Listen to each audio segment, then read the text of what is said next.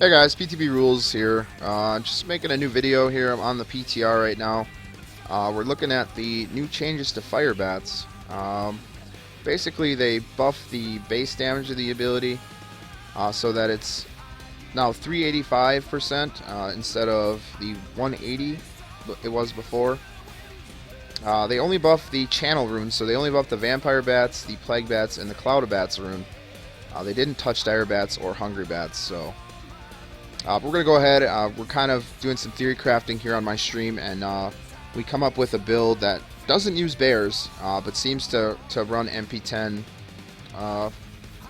pretty efficiently for what I think. Let me just go over the skills here really quick so you guys can get a breakdown. Running Big Bad Voodoo with the Slam Dance rune, Horrifying Aspect, or Horrify with the Frightening Aspect rune for that additional armor against Reflect packs, which is really important for this build. Spirit Walk currently is slotted with Jaunt. Mana is really not an issue with my setup, seeing as I have low attack speed. You may want to run the Honored Guest. We were also messing around with Umbral Shock, so that may be another option you could test. Soul Harvest with the Vengeful Spirit rune. My specialty, Locust Swarm with Pestilence. This is really going to help to get those big groups of trash, start moving towards you so you can channel your bats and you can get everything just coming into the blender, as I like to call it. And finally, the best rune from our testing, the Cloud of Bats rune. It's going to give you that AoE all around you that slowly ramps up in damage. So you're going to really see some results with this, especially my setup might amplify the damage because I have such high actual damage. But this still should be pretty amazing for some of the one-hand, off-hand setups as well. And then for the passives, the Standard Gruesome Feast, Grave Injustice, and Spirit Vessel. We did try subbing in Pierce the Veil for Gruesome Feast, because I can channel, with my attack speed, I can channel Firebats almost indefinitely, even with Pierce the Veil. But if you do get interrupted and have to restart that channel, that big initial mana cost is really going to hinder you. So, alright, let's go to the Field of Misery here, and we'll do a few examples, hopefully get some elite packs, and I'll show you what's changed and why I think this is viable now. Alright, Fields of Misery. Alright, so basically we're going to start it out with my standard chaos procedure, where I like to pull quite a few groups on screen. And this really complements my style. Alright, we have a knockback mob here. Knockback has proven to be an issue for me with this setup, so we're just going to drop Slam Dance. I'm going to pop my Jaunt here, and I'm just going to start channeling. And if you can look, you can see those numbers. Now this is an extra health pack on MP10, mind you. I'm standing in Plagued. Alright, let me move out of this here. I'm standing in the Tree Plague. And that was, as you can see, those are some 5 mil crits there, fully channeled. And like I said, this build does have quite a bit of potential to take the place of bears. It really depends on your playstyle. It depends how much time you give it. I haven't really been experimenting with it all that much, and you can see some really big damage numbers and some really effective face tanking, kind of similar to my bear build. So, and this is really the advantage of the two-hand setup with that attack speed. You can you get a lot of lifesteal as well, so you can heal through almost anything. And obviously that Horrify is going to help us with that, the EHP and those Reflect packs as well. So let's just see if we can get some bigger groups over here.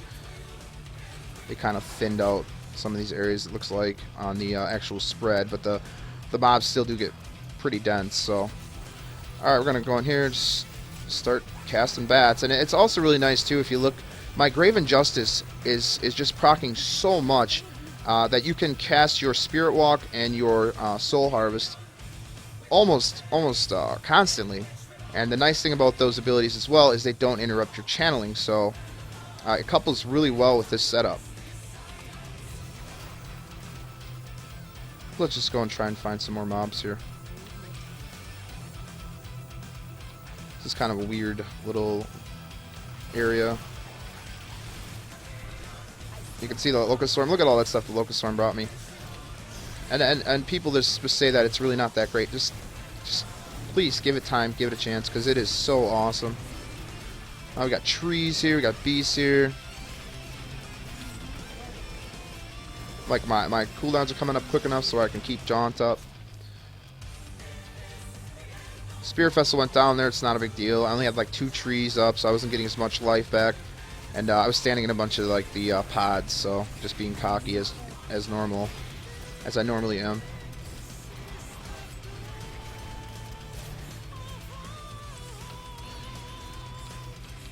Let's come down here. Let's see. I'm gonna see if we can find another elite pack here.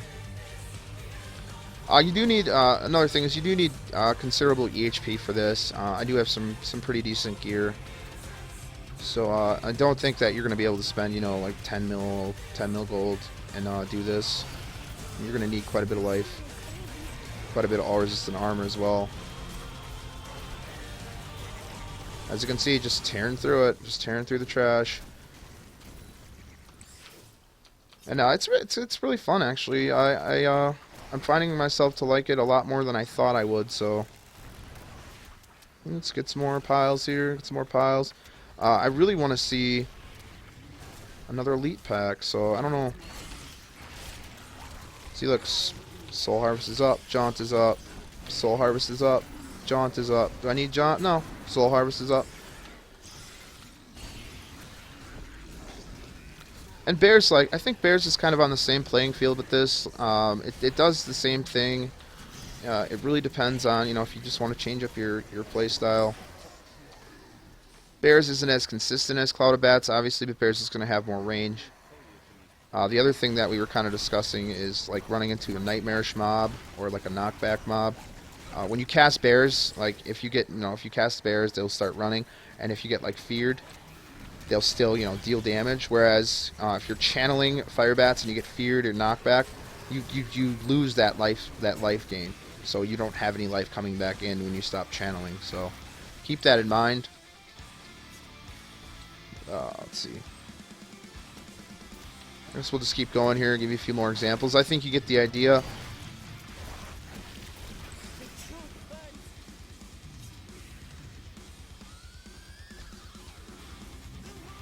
Alright, with Treasure Goblin here. I'm kind of curious with Treasure Goblins. I don't know how efficiently it's going to kill them.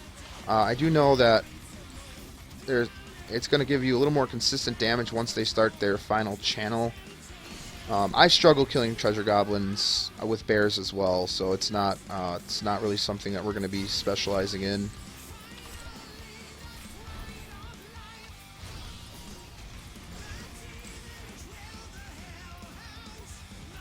He's going to start his final channel here. I got him. Okay, I got him. That's good results. It's a really good way of getting that consistent damage in there. Because with Bears, I would have had to get position, and then I would have had to hope that, I got maybe 2 to 3 Bears on him, and then I'd have to hope that they would crit as well. I did get a couple lucky crits on that with the Cloud of Bats there, but I still did manage to kill him. So it's definitely a good thing. I'd rather have a chance rather than no chance at all. So willing to buy an elite pack. The other thing is some elites may be more difficult than others. Obviously, like the kite elites, some of the archers, and the other acts may be an issue. It may not be ideal, but at least give it a chance and see what you think about it. Still looking for that other elite. I just want one more pack.